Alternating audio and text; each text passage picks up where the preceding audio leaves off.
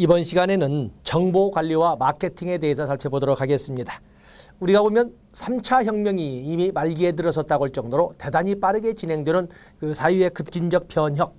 우리는 1차 혁명 그러면은 신석기 혁명으로서 농업혁명, 그리고 2차 혁명 산업혁명, 그리고 3차 혁명 정보혁명 이렇게 진행을 하는데, 결국에 우리가 보면은 하드웨어와 소프트웨어를 가지고 있을 적에 어느 것을 많이 장악하고 있느냐에 따라서 소위 권력의 향배는 달라진다고 볼 수 있는데, 그러나 예나 지금이나 똑같이 하드웨어의 중요성은 밖으로 드러나 있지만 결국에 이 세상을 지배했던 것은 정보 지배력이었거든요. 그렇기 때문에 이 모든 조직이나 인간사라고 하는 것이 결국에 정보를 어떻게 관리하느냐에 따라서 그 효과, 운영의 효과 효율성은 달라진다고 볼 수가 있겠습니다. 그래서 여기 나오는 정보관리, 사회복지 조직도 역시 마찬가지로 정보관리에 있어서 사회복지 행정에도 중요한 것은 역시 정보거든요. 정치학에서 행정학이 분리가 되고 행정학에서 정책학이 또 정치학과 같이 결합되어서 이렇게 분리되는 과정에서 정보를 어떻게 관리 운영할 것이냐 하는 문제가 등장을 하는 겁니다. 근자의 시험 출제로서는 출제 비중이 좀 떨어져서 한 문제가 출제가 됩니다만은 정보관리 시스템에 대한 유형을 가지고 보통 출제가 됩니다.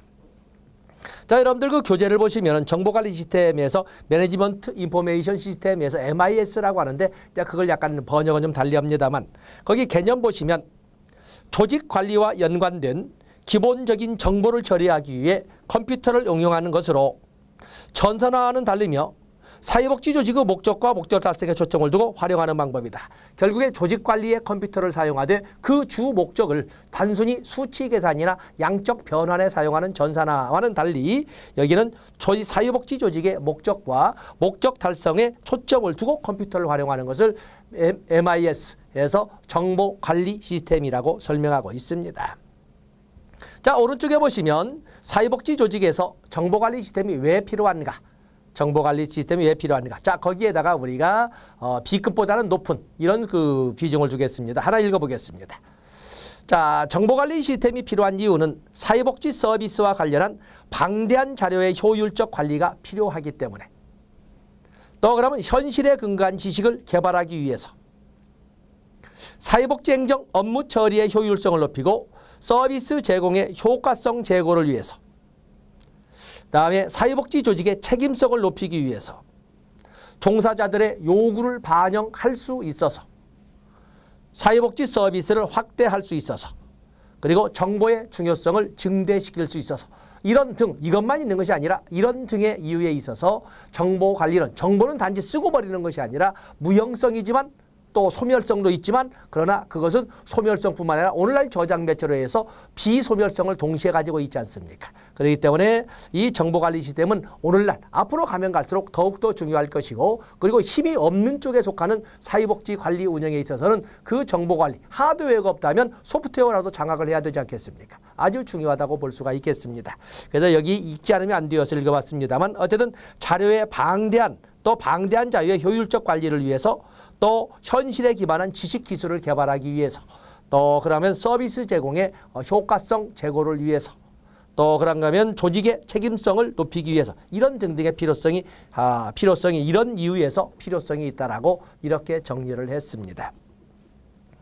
다음에 정보관리 체계의 유형을 이렇게 보시면 다음과 같이 볼 수가 있겠는데,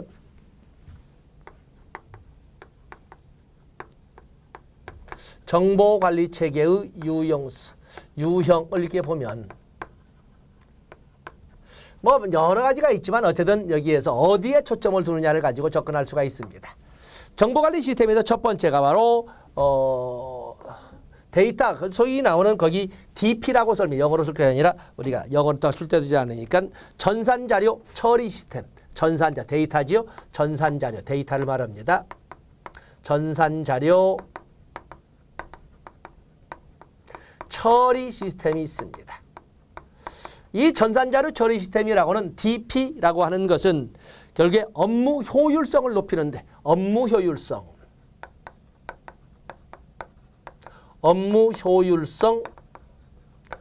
제고에 목적을 둡니다.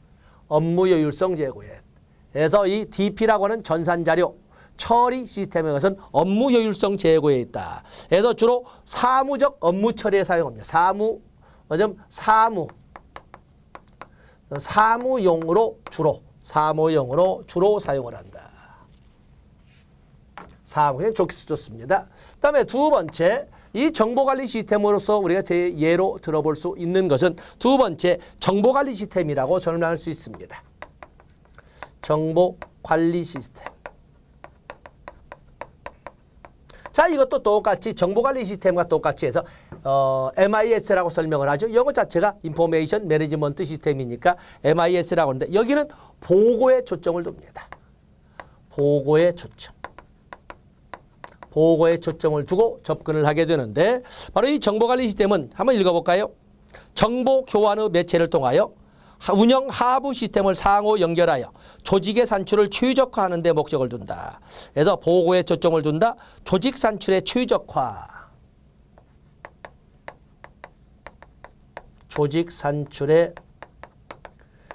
최적화를 추구하는 것이 바로 정보관리 시스템이다. 또 그런가 하면 거기에 보면 여러 가지가 나와 있지만 3번에 보시면 의사결정을 내리는 데 필요한 정보를 제공하고 이러한 과정에서 상승작용을 하는 체계를 조직한다.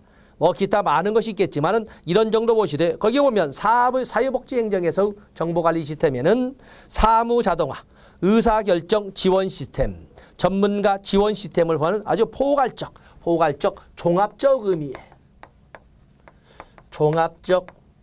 의미의 정보관리 시스템이 되겠습니다. 그래서 매니지먼트 인포메이션 시스템인데 어찌 보면 가장 포괄적 개념의 MIS를 그냥 영어 그대로 그냥 정보관리 시스템이라고 이렇게 쓰고 있습니다. 다음에 지식기반 시스템.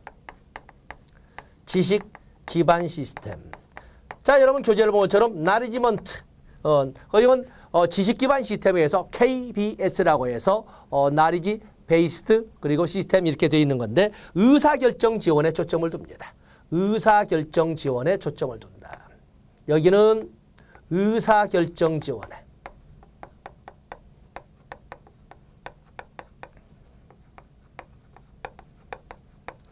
그래서 지식 기반 시스템은 의사결정 지원에 초점을 둔다. 그래서 거기 보시면 클라이언트와 직접 서비스 제공자의 상호작용을 지원하기 위한 복잡성을 다루고 있다.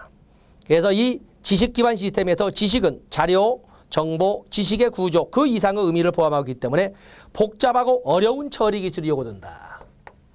복잡이란 단어가 들어가면 지식 기반 시스템인데 복잡하고 어려운 거기 보면 처리 기술이 필요하다.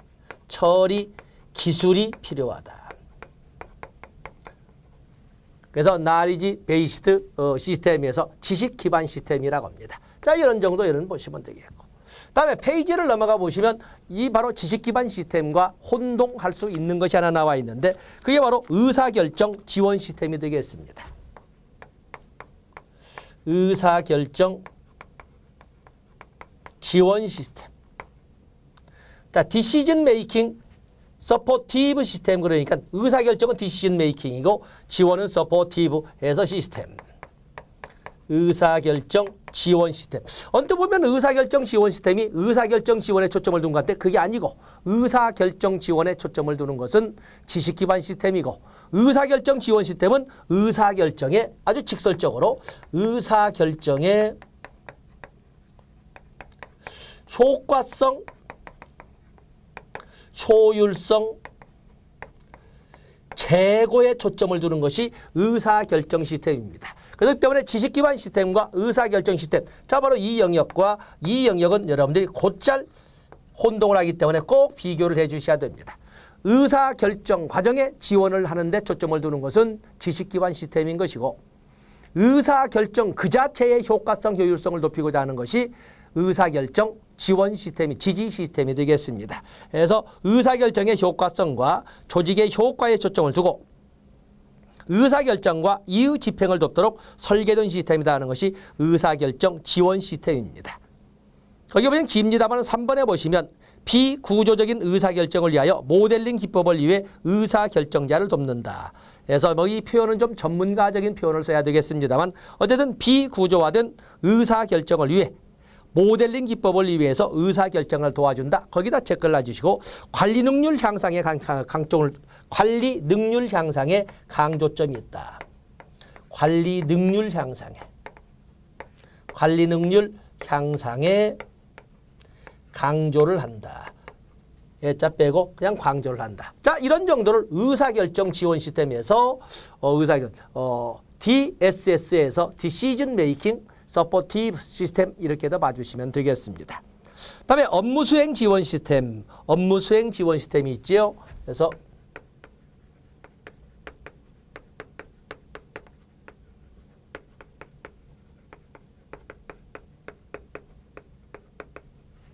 PSS가 이렇게 존재를 하고 있는데 업무수행을 지원하는 시스템. 바로 이것은 뭐 다른 것보다는 여기는 제공자의 거기 보면 서비스 제공자의 성과에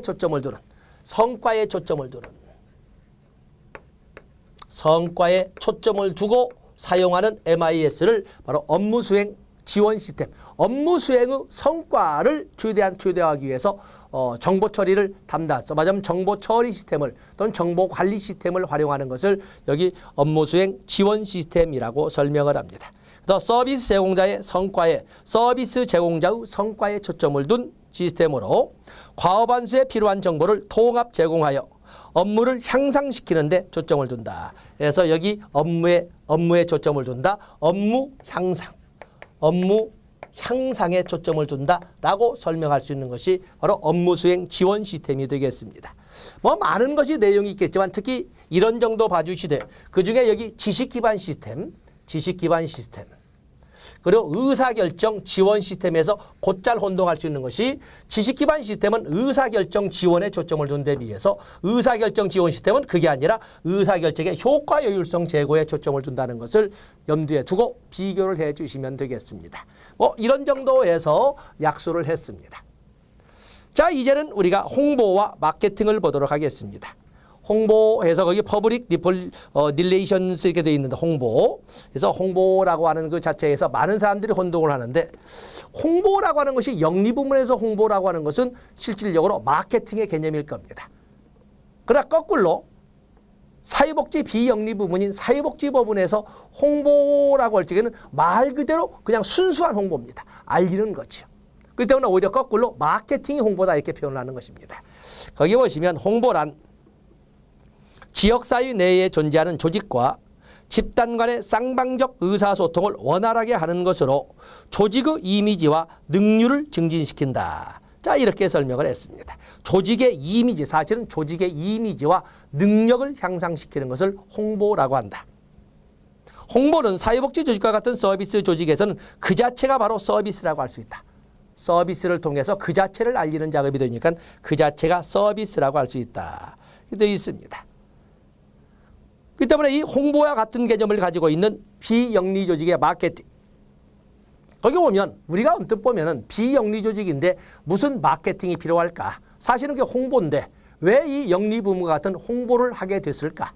마케팅이 나왔지만 그 이유는 1970년대 복지국가 위기가 도래한 이래 많은 영리 부문이 도산의 위기로 빠지기 때문에 살아남기 위한 몸부림을 우리가 마케팅 전략에 했던 것입니다.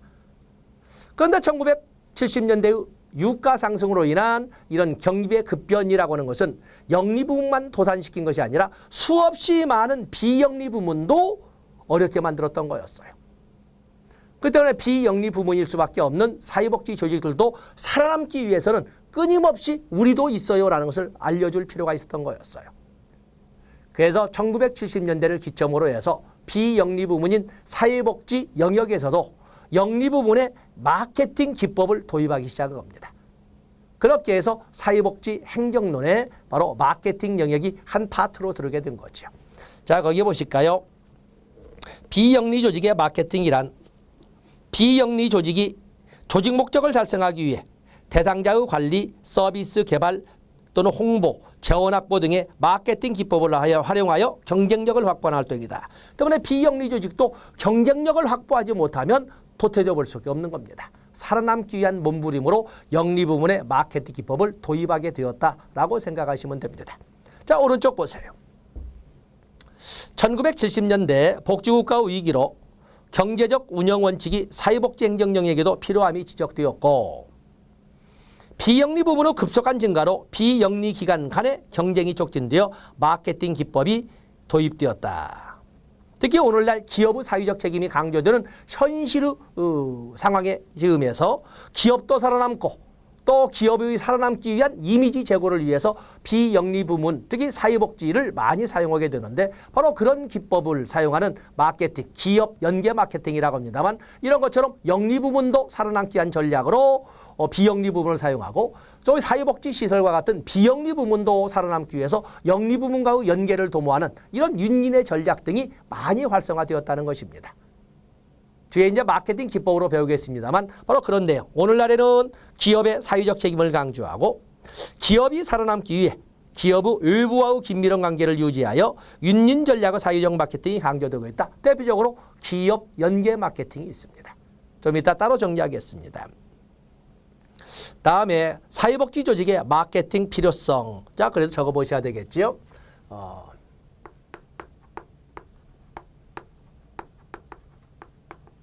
사회복지 조직의 마케팅 필요성.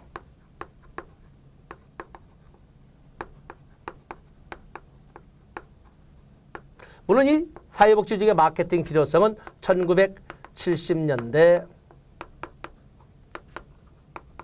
복지국가의 위기를 계기로 마케팅의 필요성이 높아진 거죠. 이걸 구체적으로 설명한다면 왜 사회복지 조직의 마케팅이 필요할까? 역시 부족할 수밖에 없는 현실, 부족할 수밖에 없는 현장. 첫 번째, 재정 확보죠. 재정 확보. 재정 확보의 필요성이 바로 사회복지의 마케팅의 필요성을 같이 가져온 거였어요. 또 그러면 사회복지 시설기관과 같은 비영리 부문의 비영리 부문. 그러면 두 번째, 비영리 기관들의 확대, 비영리 조직 간의 조직의 확대와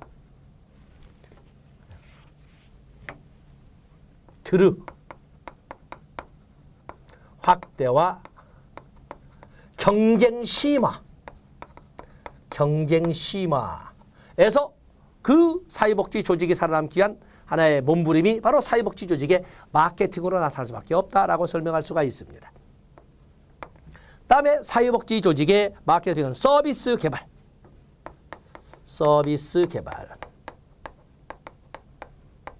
또 그러면 사회복지 조직의 마케팅은 책무성이나 책임성 제고. 책임성을 높이기 위한 자기 몸부림이라고 설명할 수가 있습니다.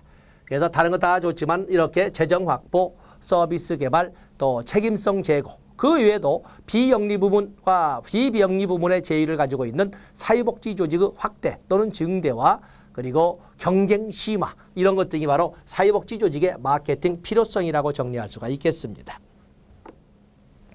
자, 거기 보면 사회복지 마케팅의 기본적인 특성에서 사회복지 조직의 마케팅은 클라이언트의 자기결정권을 존중합니다.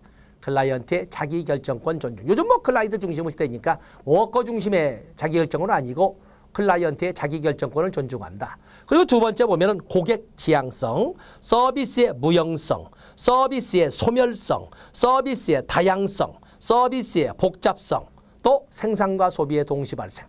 바로 이건 사회복지 마케팅의 기본 특징이 바로 여기에 있다는 것입니다. 그래서 전문적으로 전문가로서 마케팅학처럼 이게 강의를 하지 못하지만은 이런 정도의 특징, 잘 쓰지 않는 용어지만은 여러분이 가지고 갈 필요가 있습니다. 다음에 마케팅 믹서 나온다고 봐야 되겠지요. 마케팅 믹스.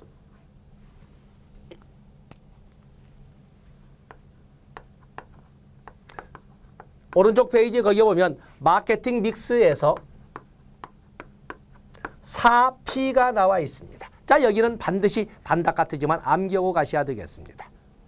마케팅에서 우리가 보면은 어떻게 접근하죠? 그러면 어린 시절에 국어 보면 누가, 무엇을, 언제, 어떻게, 뭐 왜, 뭐 이런 것에 육하 원칙이 하지 않습니까? 그런 것처럼 여기 마케팅도 무엇을 가지고 어떻게 이렇게 그걸 따져봐야 되는 그걸 4P라고 합니다. 여기에 먼저 마케팅에는 첫 번째가 뭡니까? 바로 제품, 프로덕트가 있습니다. 제품. 프로덕트를 제품이라고 합니다. 그다음에 두 번째 프라이스. 비용인데 가격이라고 하지요. 세 번째 플레이스. 장소라고 하는데 유통이죠. 유통. 또 그러면 프로모션. 이건 이제 촉진이라고 이렇게 설명할 수가 있습니다. 마케팅 믹스의 4P라고 하는 것은 무슨 제품이라는 것은 무슨 서비스를 제공하십니까? 라는 것을 알려주는 거고, 어느 정도 비용이나 어느 정도 가격이 필요하십니까? 어느 정도 비용이 필요한지를 알려줘야 되는 것이고, 어디에서 오면은, 요즘에는 어디라는 단어를 우리가 그건 오히려 주소 그러면 이메일 주소 부르지 뭐 무슨 로 몇 번지 뭐 몇 번길 이런 말씀을 쓰지 않지 않습니까? 우리 시설에 대해서 잘 알고 싶으시면은 어디로 오시면 잘 알 수 있고 한번 방문해 주십시오. 방문해 주라는 것은 아날로그 방식으로 바로 시설, 기관을 직접 방문하는 것도 있지만 보통 홈페이지를 한번 들어와 보시지요 라고 할 수도 있는 겁니다. 그리고 어떻게 하면 고객들이나 후원자를 많이 끌어당길 수 있느냐 하는 것이 프로모션의 개념이 되겠습니다. 자, 한번 보시고 정리하죠. 제품, 상품이란 어떤 서비스를 제공하는가. 클라이언트의 욕구를 충족시키기 위한 결과물 또는 서비스를 개발할 때에는 클라이언트가 이용하려는 것이 무엇인지를 이용하고 파악하는 게 중요하다. 그래서 어떤 서비스를 제공하느냐의 문제가 바로 어떤 우리의 기관이나 시설은 이러이러한 우리는 아동복지시설로서 그중에 어떤 서비스에 중점을 두고 서비스를 제공합니다를 알리는 겁니다. 마케팅하는 거죠. 그렇게 해서 많은 아동복지가 필요한 가정이나 아동복지가 필요한 후원자들을 당겨오는 겁니다. 다음에 가격, 서비스 비용을 어떻게 결정할 것인가. 서비스 비용은 어느 정도가 드는지, 클라이언트가 그 서비스를 받기 위해서 지불하고자 하는 대가는 어느 정도야 됩니까?를 어느 정도야 됩니다라는 것을 알려주는 것을 가격이라고 합니다. 서비스 이용 비용에 대해서 알려주는 거죠. 다음에 프로모션을 먼저 했군요. 프로모션은 어떻게 하면 클라이언트의 관심을 끌어올 수 있는가. 어떻게 하면 후원자를 의 본 시설이나 기관으로 모셔올 수 있는가를 보여주는 겁니다. 다음에 플레이스, 유통이라고 하는데 유통. 어떻게 하면 조직에 대해서 잘 알 수 있는가. 어떻게 하면 찾아올 수 있는가. 이 말은 어떻게 하면 알 수 있는가. 그래서 이메일 주소라든지 아니면 쉽게 찾아올 수 있는 어떤 방법이라든지 옛날에는 정형화된 이런 각진 이런 지도를 그렸지만 요즘에는 아주 부드럽게 파스텔 톤으로 부드럽게 하면서 재미있게 이렇게 보여주고 있지 않습니까? 그런 것처럼 이렇게 유통, 장소, 어떻게 하면 조직을 찾을 수 있는가 소위 접근 용이성에 대해서 설명하고 있는 것이 바로 이 프레이스가 되겠어요. 자, 여기 그것은 어떤 제공하는 서비스에 대해서 알려주는 것이 바로 프로덕트가 되겠고 제품, 상품 또는 서비스. 가격이라고 하는 것은 서비스 이용 비용은 서비스를 이용할 때 소요되는 비용은 어느 정도입니다를 보여주는 것이 프라이스가 되겠어요. 프레이스라고 하는 것은 접근 용이성을 말하지. 우리 조직이나 우리 시설은 쉽게 찾아올 수 있습니다. 라는 접근 용이성을 확대시키는 거죠. 홈페이지도 개설하고 아니면 처처에 이렇게 안내판을 붙이고 하는 것 등을 말하는 것이고 촉진이라고 하는 것은 이거 소위 알리는 이게 판촉이죠. 판촉의 개념으로 판매 촉진 전략으로 이렇게 쓰는 것이 바로 여기 나오는 프로모션이 되겠어요. 그래서 마케팅 믹스의 4P라고 하는 것은 반드시 여러분들이 암기해서 가져가야 할 내용이라고 할 수가 있겠습니다. 여긴 반드시 여러분들이 가지고 가셔야 되겠어요. 자, 교재를 보겠어요. 다음에 별표를 한 5만 개 할 것이 바로 거기 마케팅 과정과 마케팅 기법입니다. 앞에서 배운 것보다 더 출제 비중이 높은 것이 바로 이 마케팅 과정 및 기법이 되겠는데, 자, 거기 마케팅 과정과 기법을 여러분들이 이렇게 보시면, 자, 먼저 마케팅 과정을 간략하게 한번 적고 그리고 각각의 단계마다 출제 비중이 높은 것을 따로 정리하겠습니다.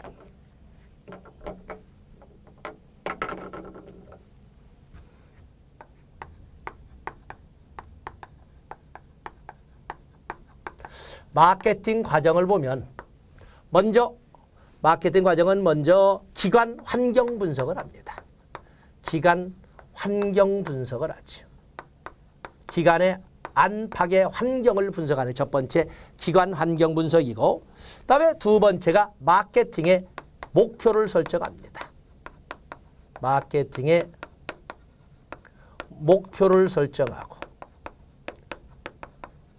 그리고 이렇게 목표가 설정되고 나면 시장 분석을 하게 됩니다. 여러분들 오른쪽 페이지로 가서 보시면 거기 시장 분석이 있죠.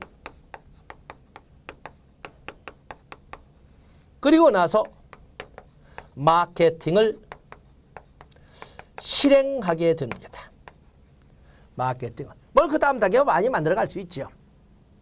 자, 먼저 기관 환경 분석은 사회복지 조직을 둘러싼 환경에는 꼭 외부 환경만 있는 것이 아니라 기관 내부 환경도 있습니다. 환경이나 변이 그렇습니다만 보통 여기 보시면 그래서 환경 조직에는 제도적 환경, 외부 환경도 있고 내부 환경, 조직의 경쟁력이나 자원과 같은 환경도 있는데 그에 대한 환경 분석을 해야 됩니다.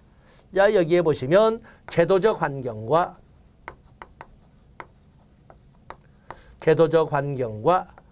조직 내부 환경으로 이렇게 볼 수가 있습니다.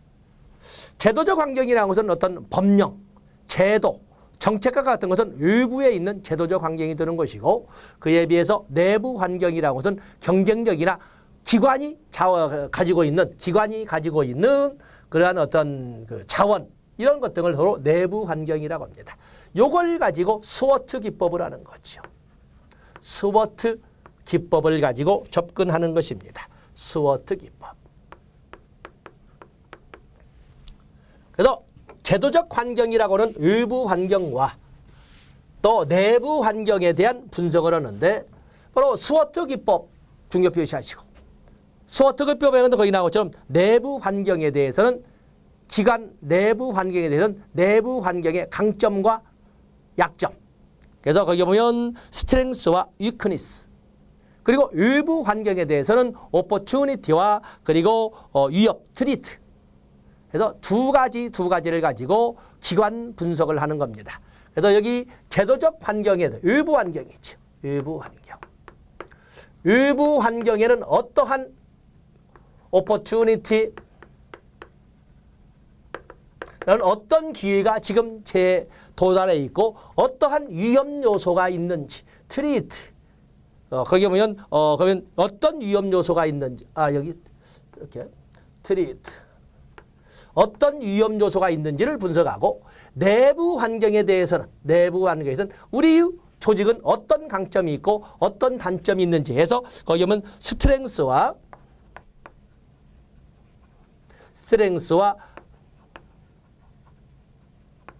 이렇게 해서 머리말로 SWOT라고 이렇게 해서 머리말로 스워트 기법이라고 하고 있는 겁니다. 그래서 내부 환경에 대한 강점과 약점 분석, 외부 또는 제도적 환경에 대한 기회와 위험 요소 분석, 이걸 통해서 기관 환경 분석을 해나가는 겁니다. 그래서 거기 보면은 조직이 가지고 있는 스워트 분석에서 내외부 분석에서 결합인 SO 분석도 있고 ST 분석도 있고 WO 분석도 있고 WT 분석도 있고 해서 이런 분석을 해보는 겁니다.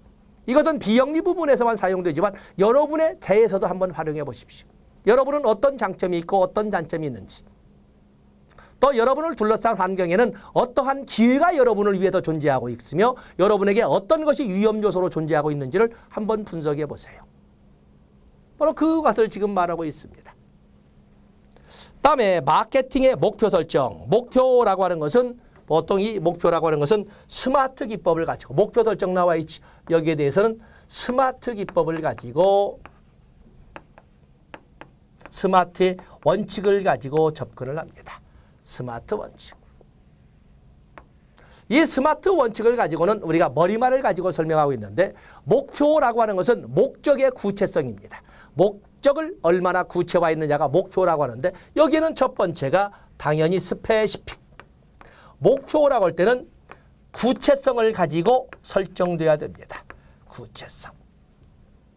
또 마케팅에서도 목표를 설정할 적에는 미주업 측정 가능하게 측정 가능성을 가지고 목표가 가능성이 있는 목표를 설정해야 됩니다. attainable 목표를 설정할 때는 반드시 달성 가능한 획득 가능성이 있는 것을 획득 가능성, 달성 가능성이 있는 것을 목표로 설정하셔야 됩니다. 그리고 목표를 설정할 적에는 result oriented에서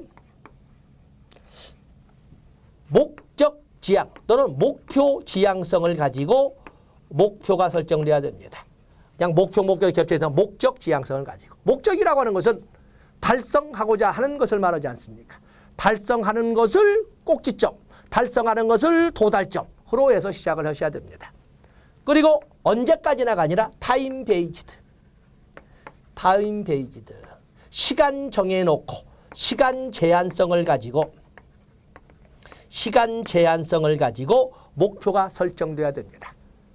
때문에 보통 우리가 비영리 부문에 또는 마케팅 부문의 목표 설정이라고 하지만 모든 영역에서도 목표를 설정할 때는 이렇게 보통 스마트 기법을 쓰고 많은 조직에서도 스마트 기법을 가지고 구체적인 목표 달성도를 이끌어가는 겁니다. 그래서 머리말을 쓰고 있지만 뭐 영어 시험은 아니니까 그래서 구체성을 가지고 있어야 된다. 그리고 구체성, 측정 가능성이 있어야 된다. 그리고 획득이나 달성 가능성이 있어야 된다. 그리고 이 목표라고 있지만 똑같으니까 결과 지향성을 가지고 접근해야 된다. 시간을 정해놓고 이끌어가야 된다. 자, 이런 것을 바로 여기 나오는 목표 설정의 스마트 원칙이라고 설명을 했습니다. 다음에 중요한 것이 바로 여기 나와 있는 시장 분석이 되겠어요.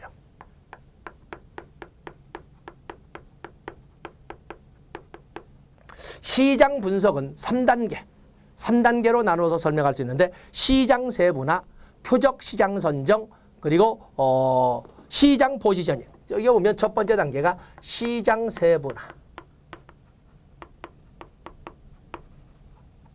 그리고 두 번째 단계는 바로 표적 시장 선정.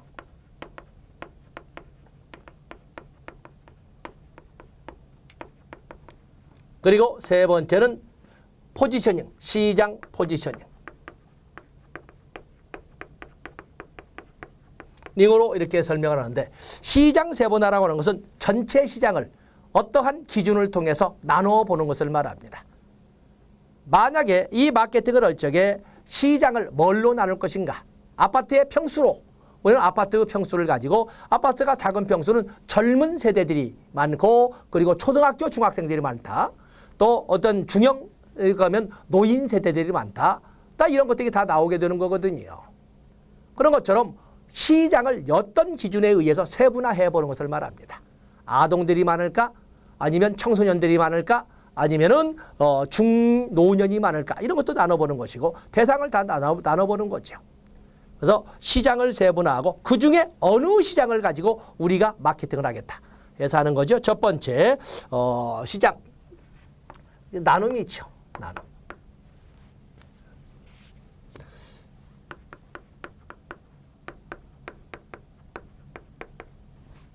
그리고 나서 표적 시장을 선정하는데 어느 목표 지점을 설정하는 겁니다. 거기에 것처럼 시장 세분화를 통해 공략할 범주를 파악하여 공략 가능한 시장을 설정한다.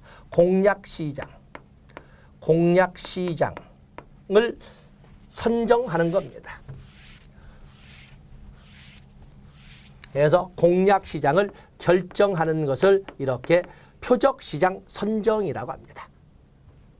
그래서 우리는 청소년 등이 많은 지역을 마케팅 지정으로 하겠다라고 한다면 세 번째 시장 포지셔닝.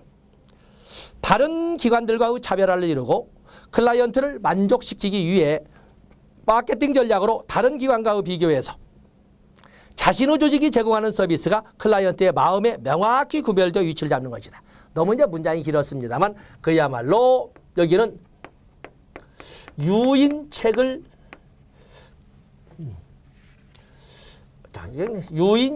사용하고 또 기관 매력성 또는 조직 매력성을 높이는 활동을 높이는 활동을 이렇게 포지셔닝, 그야말로 가슴에 못을 박아놓는다, 깃대를 꽂아놓는다, 이렇게 설명하는 것을 시장 포지션이라고 합니다. 이렇게 시장을 세분화해서 그중에 우리가 공략할 시장을 선택하고 바로 그래서 표적시장 선정하고 그리고 그 지역에 있는 우리의 대상에게 마음에게 우리를 기억하게 만들어준다. 그래서 시장 포지셔닝, 이 과정으로 해서 시장 말하자면 거기에 나온 시장 분석이라고 하는 그 과정을 설명할 수가 있습니다. 그리고 나면 마케팅을 시행하게 되는데 마케팅 시행에서 사용하는 도구를 우리는 마케팅 기법이라고 합니다. 그래서 여기 보시면 마케팅 기법이 나와 있죠.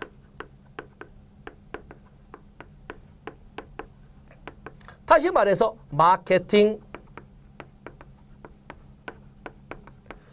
실행 도구가 되지 않겠습니까? 물론 기법으로 온다면 ARC로 할 것이냐, DP로 할 것이냐 여러 가지 많은 방법이 있습니다만 보통 마케팅 실행에서 사용하는 도구를 여기 나온 것처럼 마케팅 기법이라고 합니다.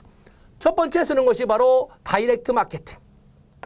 다이렉트 마케팅도 있고 그런가 하면은 고객관리 연리, 거기 보면 두 번째 나오는 데이터베이스 마케팅.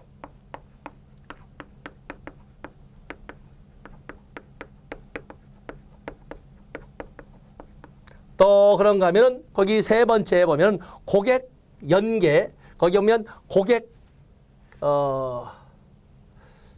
같이 TSR에서는 고객 관리 연계 마케팅.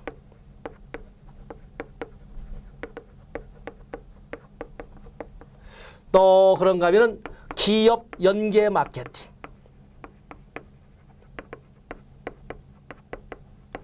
또 그러면 사회 마케팅. 뭐 그래도 많은 이런 마케팅 기법이 있습니다만 그중에 가장 출제 비중이 높다고 하는 것은 바로 기업 연계 마케팅이 가장 출제 비중이 높다라고 보고 넘어가시면 됩니다. 자, 교재를 보시겠어요. 다이렉트 마케팅이라는 것은 우편을 통해서 광고를 하는 거죠. 우편을 통해서 우리는 이런 서비스를 제공하는 기관입니다. 프로덕트. 우리 기관을 이용하는데 드는 비용은 이런 정도가 비용이 들고 운영하는 데는 얼만큼의 비용이 소요됩니다. 그러죠? 그리고 우리 기관을 찾아오는 이 경로는 이러이런 경로에서 지하철에 대해서 몇 분 거리에 어디를 거치면 바로 찾아볼 수가 있고 홈페이지는 이렇습니다. 우리 기관의 서비스를 이용하거나 우리 기관을 후원하시게 되면 여러분에게는 어떠한 안팎의 어떠한 이런 만족도가 높아질 겁니다. 이런 프로모션을 하게 될, 사피를 하시게 될 거예요.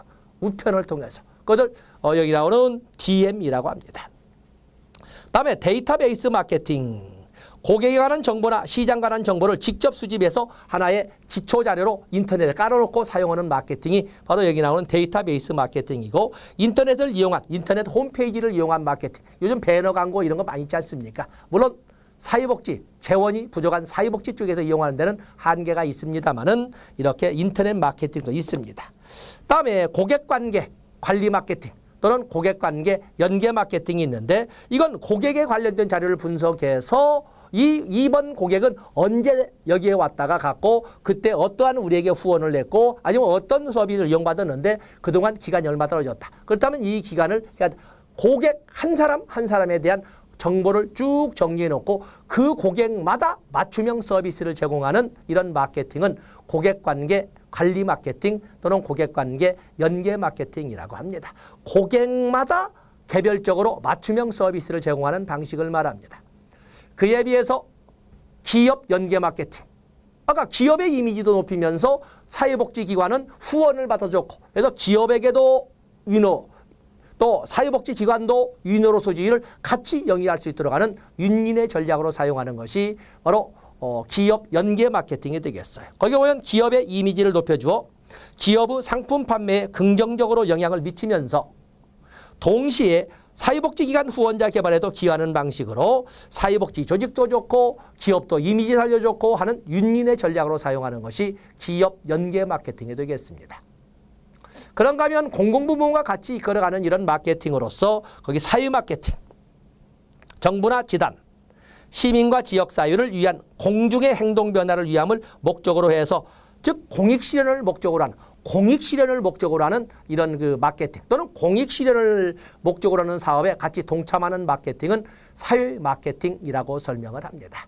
사회 마케팅. 그중에 특히 기업 연계 마케팅 꼭 기억해 놓으셨다가 시험 대비하시면 되겠습니다. 자, 이 시간은 여기까지 하고 다음 시간에 기획으로 넘어가도록 하겠습니다. 고맙습니다.